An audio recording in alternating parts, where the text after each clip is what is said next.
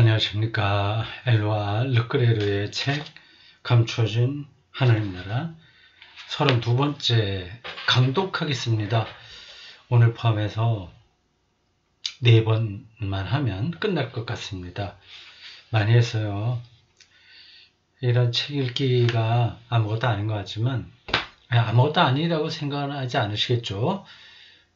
뭐 그거 읽어봐야 뭐 당장 우리 신앙이 깊어지거나 뭐 완전히 시각이 달라지는 것 같지는 않다. 그런 정도 느낄 겁니다. 약간 맞는 이야기입니다.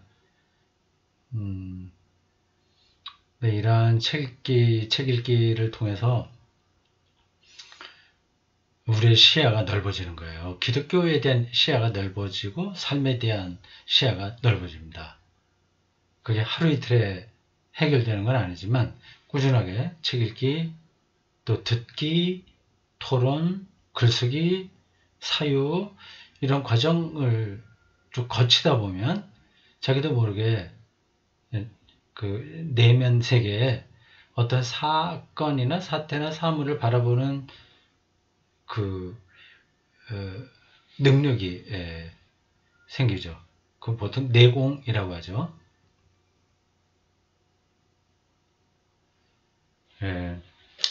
그래서 르크레르의 책이 여러분들 어떻게 들었는지 모르겠지만 전반적으로 수준이 있습니다. 저에게 도움이 많이 됐습니다. 조금 글쓰기 방식에서 조금 마음에 안 든다는 부분이 있긴 있지만 그건 아주 작은 거예요. 크게 중요하지 않습니다. 사람도 좀 급한 사람이 있고 성격이 좀 늦은 사람들이 있죠. 그 캐릭터가 조금씩 다르지 않습니까? 그러니까 그 사람 됨됨이, 성품, 인격 이게 되면 같이 대화하기는 좋은 거예요. 약간 그 차이점이라고 하는 건 아주 작은 거라서 큰 문제가 되지 않습니다. 신뢰하는 관계가 기본적으로 형성된다면, 그러니까 지금 우리 하는 작업에서 보면 신학적으로 신뢰할 수 있는 그 관계만 형성된다면 조금의 차이, 글쓰기의 템포, 뭐 그런 것의 차이는 크게 중요하지 않습니다. 자, 오늘 이 책으로는 보자. 20장 버림받음의 절규 후반부가 되겠습니다. 예수님의 마지막 그 십자가 죽음에 대한 이야기입니다. 버림받음이에요. 하나님 나라가 가까이 왔다는 사실을 확신했던 예수가 그 하나님 나라로부터 버림받았다는 것은 십자가는 바로 그런 죽음이니까 그것은 아포리아입니다. 아포리아, 당혹스러움이죠. 당혹. 자, 보겠습니다. 224쪽 그 아랫부분 새롭게 시작되는 패러그래프입니다. 마가는 그의 이야기를 통해 시편 22편 속에 숨겨진 예수님의 죽음에 관한 가장 오래된 설명을 우리에게 전했는지도 모른다. 시편 22편 이건 하나님이 나를 버리십니까? 그 표현에 구약 성서에 그 뭐라 그러지? 자료? 그러니까 그 정확하게 단어가 떠오르지 않나 한번 확인하겠습니다. 시편 22편 맞네요. 이렇게 22편 1절이 이렇습니다. 내 하나님이야 내 하나님이야 어찌 나를 버리셨나이까 어찌 나를 멀리하여 돕지 아니하시오며 내 신음소리를 듣지 아니하시나이까. 2절 내 하나님이야 내가 낮에도 부르짖고 밤에도 잠잠하지 아니하오나 응답하지 아니하시나이다. 욥도 이런 경험을 했죠. 이러한 시편 22편 속에 숨겨진 예수님의 죽음에 관한 가장 오래된 설명을 우리에게 전했는지 모른다.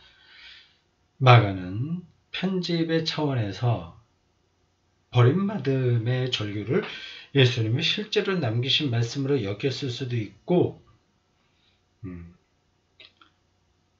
또 충분히 그럴 수 있다. 복음서 기자들의 편집 재량권에 속하는 이야기입니다. 사실 그대로 예수가 말하지 않았다고 하더라도 예수에게서 나왔다고 해도 틀리지 않는 그러한 발언들을 편집할 수 있는 거죠. 근데 어느 정도 이게 직접적인 발언이고 어떤 것이 복음서 기자들의 편집인지는 어느 정도는 구분할 수 있는데 100%는 못합니다. 그러나 그리스도 신앙에서 예수님의 절규에 담긴 중요성은 그 사실 여부를 묻는 역사성의 문제를 뛰어넘는다. 이 역사적인 사실이 아니냐 하는 것을 뛰어넘을 정도로 중요하다. 그죠? 참으로 중요한 것은 절규 자체가 아니다. 중요한 것은 예수님이 숨을 거두신 너무나도 구체적이고 실제적인 버림받음의 상황 속에서 그분의 절규는 무엇을 말하고 또 무엇을 의미하는가 하는 것이다. 신으로부터의 버림받음에서 예수의 절규가 무슨 의미냐고 하는 거죠. 자포자기 그건 아니죠. 그 버림받음에 하나님이 함께한다. 그거 얘기하려고 하는 거 아니겠습니까? 이런 신학적인 해석과 그 어떤 개념 이런 것들이 일반 신자들이 따라잡기는 조금 어려울 겁니다. 근데 몰라도 신앙생활 하는데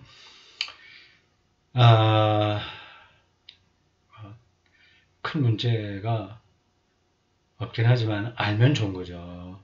좀 신앙적으로 성숙하게 살 수 있는 거죠. 무엇보다 절규가 말하고 의미하는 것은 바로 십자가 처형이 유대인들에게는 도저히 받아들일 수 없는 치욕이라는 것이다. 그래서 스캔달이라고 표현합니다. 치욕. 이 죽음이 지닌 너무도 잔인하고 불명예스러운 성격 때문만이 아니라 종교적 의미에서 볼 때 십자가의 죽음은 치욕이었다. 실제로 유대인들이 생각했던 하나님으로부터 버림받은 사건이니까요.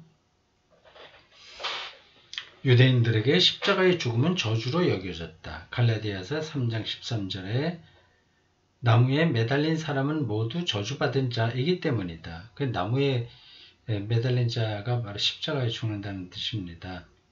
구약 신명기 21장 23절 나오고요. 또 사도행전 5장 30절과 10장 39절 참조하면 됩니다. 나무에 매달려 죽는 것은 하나님께 내침을 당한 자, 하나님의 계약에서 배제된 자, 만인의 눈에 하나님의 저주를 받은 자로 여겨졌다. 어찌하여 나를 버리셨습니까? 이 버림받음의 절규는 종교적인 버림받음의 상황에서 치욕을 부르짖는 것이다. 그렇다면 어째서 왜 이 저주의 죽음이란 말인가? 예수가 왜 이렇게 죽어야 됐단 말인가? 그런 질문을 당연히 하지 않겠습니까? 초기 기독교인들도 그런 질문을 당연히 하죠. 이 치욕을 그리고 이 버림받은 절규를 표현하고자 시편 22편의 구절을 빌린 가장 오래된 그리스도교 전승은 그 버림받음을 하나님의 눈으로 다시 보게 한다. 하나님의 눈에 그것은 의인이 겪는 시련의 일부며 그 시련 가운데서도 핵심 요소였다. 의인이 받아야 될 시련. 근데 구약 성경하고는 반대죠. 따라서 이 버림받음의 절규는 예수님이 메시아가 아니라는 말이 아니라 예수님이 메시아임을 드러내고 보여주는 것이다. 이렇게 가장 오래된 그리스도교 신앙은 성경을 인용하면서 가장 오래된 그리스도교 신앙이라는 표현이 뭘 가리키는지 이해하시겠죠? 아주 초기에 형성된 그리스도교 신앙이 있고 중기, 후기, 하여튼 그렇게 역사적 과정을 통해서 그리스도교 신앙이 형성된 거예요. 그래서 아주 원래의 것이 있고 조금 나중에 들어간 게 있고 뭐 그렇습니다. 삼위일체 이런 것들은 굉장히 후대에 2세기, 3세기 이렇게 가면서 형성되죠. 결정된 건 4세기고요.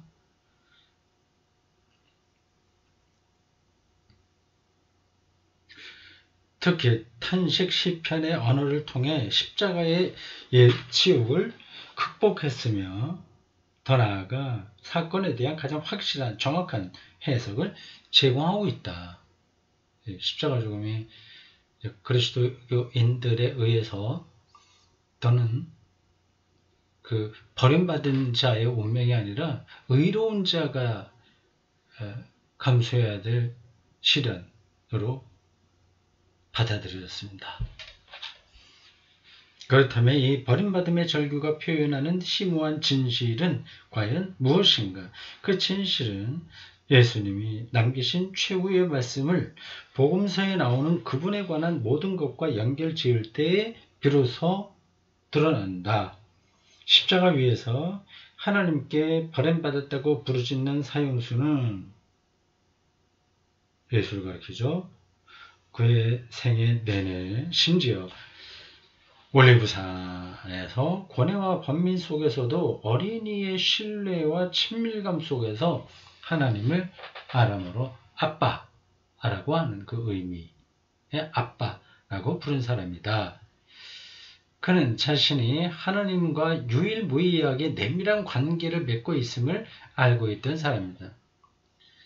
유일무이라는 표현이 들어갔습니다.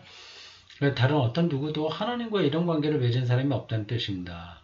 그래서 예수님을 하나님의 아들, 더 나아가서 하나님의 외아들 이렇게 고백하는 거죠.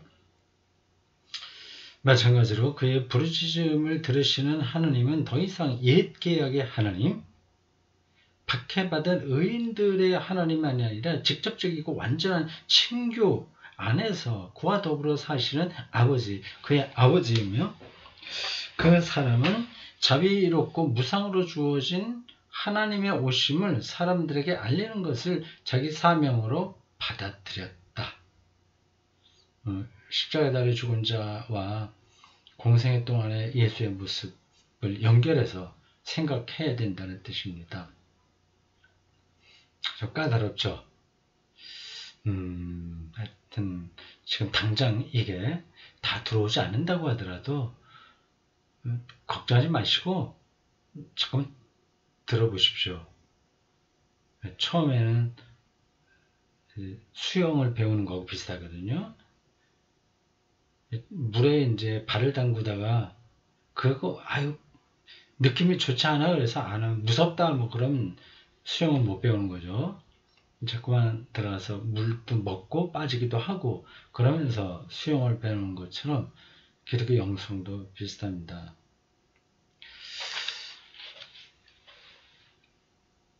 이런 성경에 나오는 박해받는 의인의 경험을 시편 제22편의 언어로 표현한 버림받음의 절규가 지닌 또 다른 깊이를 보여준다.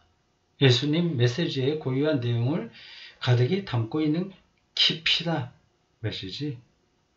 십자가 위에서 자신의 버림받음을 부르짖는 사람은 하나님께서 가까이 계심을 가장 깊이 경험한 사람, 유일무이하고 비할 데 없는 경험을 한 사람이다. 그렇게 가장 친밀한 하나님을 경험한 사람만이 버림받는다고 하는 게 뭔지 아는 거죠. 그리고 고난받는다고 하는 게 뭔지 아는 거죠. 이 경험과 관련된 버림받음의 절규는 그 고유한 메시지를 우리에게 전하고 있으니 그것을 끝까지 다 이루는 완성의 메시지다. 유대인들의 의식 속에 버림받은 상태로 죽음을 맞이하는 예수님은 율법에 비추어 하나님 계약의 백성에서 떨어져 나간 자, 파문당한 자, 하나님의 저주를 받은 자, 다시 말해 불경한 자, 하나님이 없는 자, 바깥의 어둠 속에 내버려진 자로 죽어가는 이다. 인물. 그런데 유대인들이 본 그거예요. 그런데 같은 이유에서 예수님은 공경에 처한 인류, 하나님에게서 멀리 떨어진 보편적 인간과 당신 자신을 결합한다. 좀 까다로워요. 이것도 그냥 지나가면 됩니다. 예수님은 잃어버린 인류, 율법으로 단죄된 인류와 당신을 동일시한다. 십자가는 버림받음이니까 저주받은 자이고 그런 운명에 떨어진 이들과 자기가 동일시한다는 거죠. 죽음을 맞는 순간 예수님은 배척받은 모든 이들 곁에 함께한다. 예수님은 하나님에게서 버림받은 모든 이들, 하나님이 없는 이들과 함께한다. 하나님께서 새로운 방식으로 그들 곁에 계심을 전하고 드러내는 분으로 그들과 함께하는 것이다.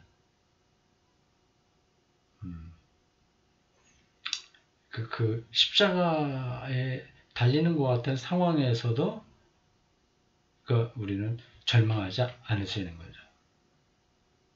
예수가 우리와 함께하니까.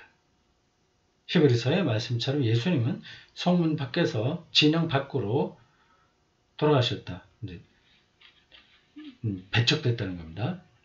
예수님은 이러한 배척과 저주의 상황을 이해하고 받아들여야 됐다. 당신의 메시지가 훤히 드러나고 완성되기 위해서는 그런 상황 속에 들어가야 했던 것이다. 사람들에게 새롭게 가까이 계신 하나님의 현존이 율법의 저주 아래에 놓인 모든 이들을 위해 율법을 통해서가 아니라 율법 밖에서 또 율법과는 무관하게 드러난 것이다. 이렇게 연결하니까 쏙 들어오네요.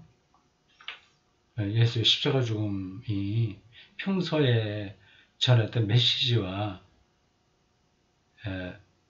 깊이 연결되는 거죠. 연결되는 것만 아니라 메시지, 공생애 때 그 메시지가 완성되는 거죠. 십자가에서.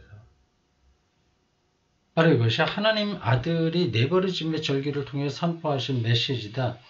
예수님은 당신의 버려짐을 통해 하나님에게 버림받은 모든 이들에게 하나님을 가져다 준다.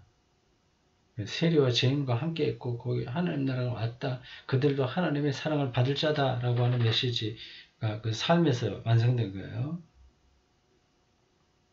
그래서 더 이상 율법에 바탕을 둔 것이 아니라 율법은 모범적인 인간을 만드는 규범입니다.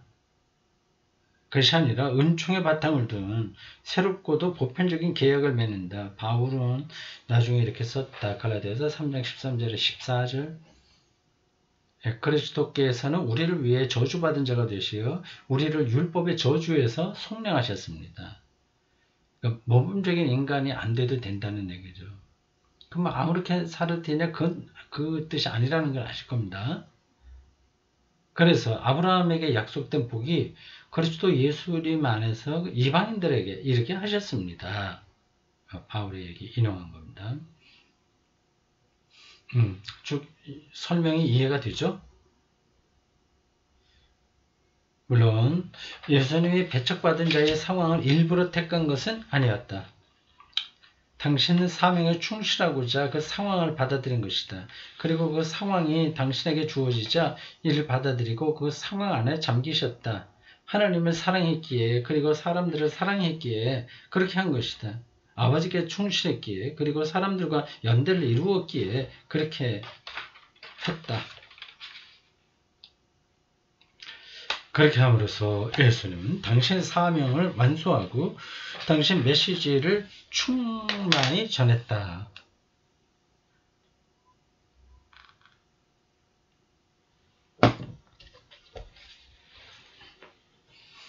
불경한 자들과 당신을 동일시하는 동일시한 바로 그 순간, 불경한 자들과 동일시한 그 순간, 율법의 저주 아래 놓인 바로 그 순간은, 율법의 저주 아래 놓인 순간, 이거 이해하시겠죠? 무슨 뜻인지. 율법이 나쁜 게 아니라고 그랬습니다. 근데 율법은 인간의 삶을 저주합니다. 왜냐하면 어디까지 우리가 성취해야 돼, 어디까지가 아니죠. 계속 뭘 성취해야 되니까 거기서 절망하게 되는 겁니다. 율법의 저주 아래 놓인 바로 그 순간은 잃어버린 인류와 예수님이 가장 가까워진 순간이며, 율법은 늘 경건한 자, 불경건한 자, 이걸 계속 나누고 있거든요. 하나님께 전적으로 온전하게 당신 자신을 내맡긴 순간이다. 지금 이 세상이 다 율법 패러다임으로 돌아간다는 건 아시죠? 그게 저주라는 겁니다.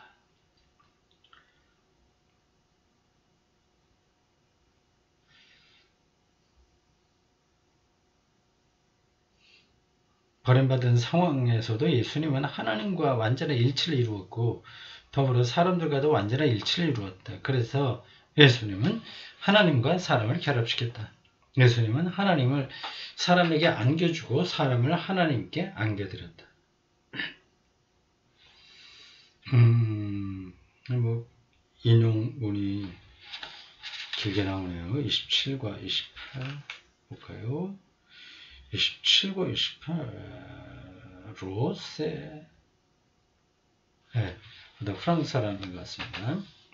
읽어보죠. 인용한 거예요. 그러므로 바로 십자가 위에 내버려진 가운데서 예수님이 이루신 죄인들의 세상과 연대 속에서, 문장이 좀 그러네. 아담의 죄로 생겨난 인간과 하나님과의 이별이 사라졌다. 바로 그 순간 예수님은 그 어느 때보다도 완전하게 하나님께 당신을 열어놓았기 때문이다. 그거 하나 인용된 거고요. 27 각주입니다. 예수님은 그 어느 때보다 하나님 곁에 그분의 활동에 자신을 온전히 내맡기셨다. 바로 그 순간 사랑으로 예수님은 하나님의 없는 인간이 처한 상황 속에 깊이 들어가 잠기는 것을 받아들였다. 제라르 로세, 바로 앞에서 인용한 그 글을 쓴 저자입니다. 제라르 로세는 매우 정확한 표현으로 이렇게 썼다. 인용했습니다. 사랑과 하나님의 친교가 회복된 것은,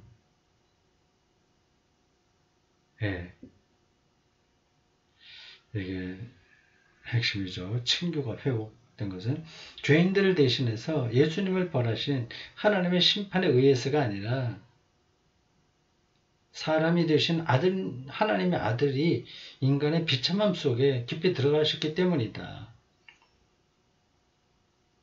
이건 굉장히 복잡한 구원론의 교리적인 논쟁이 들어 있습니다. 뭐 속죄설, 배상 만족설, 인간의 죄를 용서받기 위해서 하나님을 만족시켜야 되는데 그럼 누군가 죽어야 되고, 그럼 하나님이 자기 아들을 보내서 죽었다, 이런 그런 것들이 많이 논란이 있었습니다. 신학적인 논란이요. 그건 적어도요. 또한 예수님이 사람으로서 삼위일체 한가운데 깊이 잠긴 그 순간 하나님에게서 멀리 떨어져 있는 모든 이들 곁에 그분이 계셨기에 사람과 하나님의 친교가 회복되었다. 그러니까 사람이 만들어 놓은 율법, 어떤 체제, 질서, 여기서 이제 배척된 사람들과 예수가 하나가 되었다는 거죠. 그래서 그 하나님의 친교가 이루어졌다. 이 말은 그 생명이 거기에 임하게 됐다, 그 뜻입니다. 이렇게 기쁜 소식은 십자가 위에서 절정에 이른다. 예수님은 저주받은 이들과 하나님이 없는 이들 가운데 죽음을 받아들임으로써 모든 것이 하나님의 부재를 외치는 바로 곳에서, 십자가 사건은 하나님의 부재예요. 그래서 하나님께서 사람들과 맺는 새로운 관계가 완전히 값없이 주어진다는 것을 보여준다. 이를 통해 예수님은 모든 이들의 메시아가 된다. 또 인용한 문장이 나옵니다. 하나님께서 멀리 계신 상황이 어떤 것이든지 간에 이제는 저마다 모든 사람이 버림받은 그리스도의 얼굴을 알아볼 수 있다. 그런데 이 얼굴 속에 새롭게 말로 표현할 길 없는 하나님, 가까이 계신 하나님의 현존이 드러난다. 바로 이것이 누가복음 기자가 십자가에 못 박힌 분의 입술에 담아놓은 말, 곧 그분께서 함께 고통받는 동료를 향해 하신 말의 깊은 뜻이 아니겠는가. 누가복음 23장 3절에 이런 얘기 나오죠. 옆에 그 십자가 옆에 좌우에 누구 있어도 같이 사용받는 사람도 있었죠. 진실로 당신에게 이르거니와 당신은 오늘 나와 함께 낙원에 있을 것입니다. 보험성 기자들의 안목이 상당히 출중해요.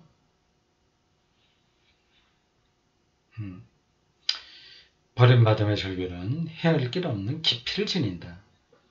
이 절규는 끊임없이 우리를 부를 것이다. 우리는 그 의미를 계속 찾아야 할 것이다. 이제 끝나지 않은 거죠. 우리가 준비된 것만큼 그 절규가 우리를 찾을 겁니다. 마찬가지로 성경 주해와 신학적 관점에서 할 수 있는 모든 설명을 마친 뒤 입을 다물고 십자가에 위에서 던져진 그 최후의 물음을, 그 그늘과 신비의 무게를 어두워요. 그래서 확 드러나지 않아요. 내적 침묵 속에 붙잡고 있어도 좋을 것이다. 나의 하나님, 나의 하나님, 어찌하여 나를 버리셨습니까? 이 부르짖음이 어찌하여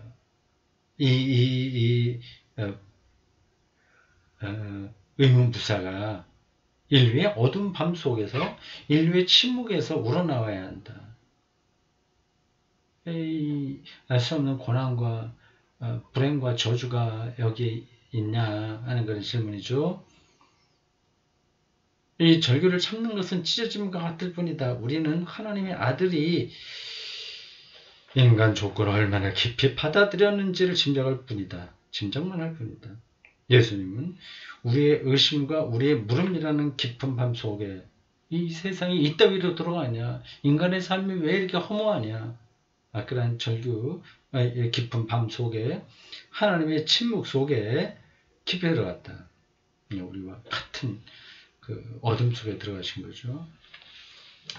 이 대답 없는 절규를 통해 예수님은 대답 듣지 못하고 돌아가셨어요.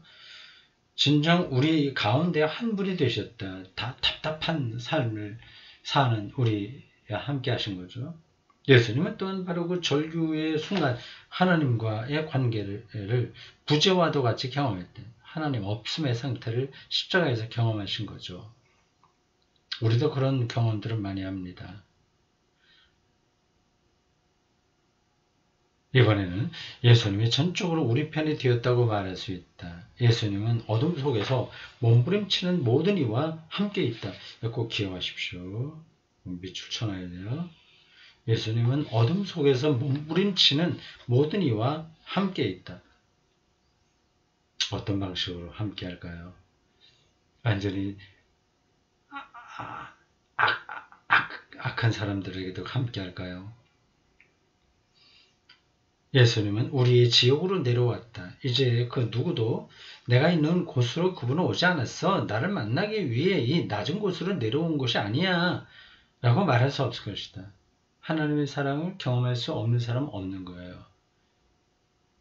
예수님이 겪은 것, 그리고 그분이 이루신 것은 추락이나 버려짐이 아니기 때문이다. 예수님은 당신의 현존이 우리에게 오신 하나님을 드러내는 탁월한 장소가 되게 했다.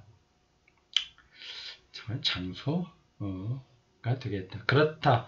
예수님의 부활이 참으로 모든 이의 부활이 되기 위해서 하나님께서 그토록 사랑하시는 아드님이 처절한 버림받음의 어두운 밤 속에 죽음을 맞이해야 했던 것이다. 그 순간만큼 예수님이 사람과 가까웠던 적은 결코 없었다. 그때만큼 하나님과 가까워진 적도 결코 없었다. 바로 그 순간 예수님은 하나님을 사람 곁에 가까이 오게 해주었다. 하나님을 가까이 오고 멀리 오고 그런 건 아닙니다. 늘 가까이 계시죠. 우리가 하나님 안에 있죠. 근데 거기에 눈을 뜨게 하는 거죠. 이제 모든 일이 다 이루어졌다. 큰 절규가 끝난 뒤 골고다 언덕은 다시 침묵 속에 잠겼다. 그러나 하나님께서 물러가 머무시는 이 침묵은 일찍이 존재한 적이 없는 언어가 된다. 언어가 된다. 부활이라고 하는 언어가 된다는 걸까? 어떤 거 무슨 뭘 말하려고 하는 것일까요? 좀 문학적인 수사라서 확 와닿지 않습니다.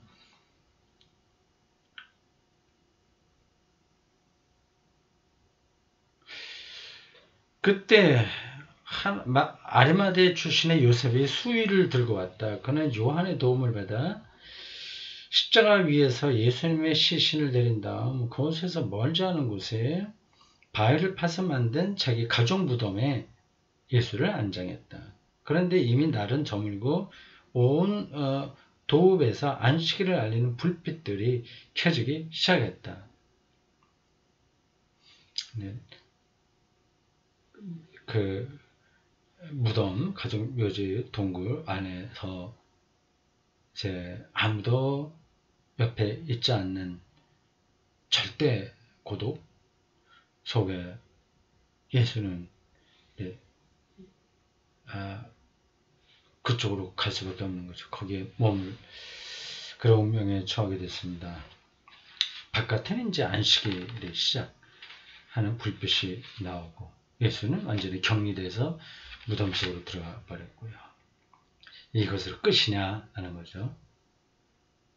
자, 오늘 여기까지 하겠습니다.